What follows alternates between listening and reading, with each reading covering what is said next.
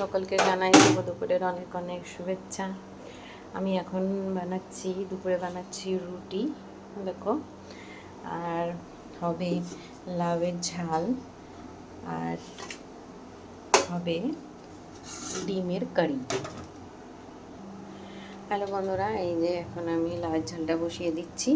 তো আমাদের এখানে চাল কুমড়ো যেহেতু পাওয়া যায় না, আর পাওয়া গেলেও বুড়ো দানাওয়ালা পাওয়া যায়, যেটা দিয়ে পিঠা বানানো হয়, মানে মোরব্বা বানানো হয়, সেগুলোই পাওয়া যায়। তো সেগুলো তো ওখানে ঝাল বানানো যায় না, কারণ সেগুলো অনেকটাই বুড়ো হয়ে যায়। তো এই যে সর্ষে ফোড়ন দিয়ে বানালে না, অনেকটা চাল কুমড়োর টেস্ট আসে লাউ। আর এটা আমার হাজব্যান্ড খেতে খুব ভালোবাসে, এই জন্য মেয়ে হবে। তো বন্ধুরা, আমি এর মধ্যে দিয়ে দিলাম পরিমাণ মতো লবণ, হলুদ আর একটু জিরে গুঁড়ো দিয়ে এটা ঢাকা দিয়ে নেড়ে চেড়ে এরকম ঢাকা দিব আর নাড়বো। তাহলে লাউ তো জানোই জল বের হয়, তো বাংলার লাউয়ের মতন এখানে অত জল বের হয় না। নামাবার সময় একটু চিনি দেবো, দিয়ে নামিয়ে দেবো।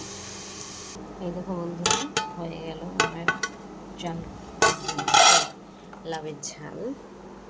এই দেখো হয়ে গেছে।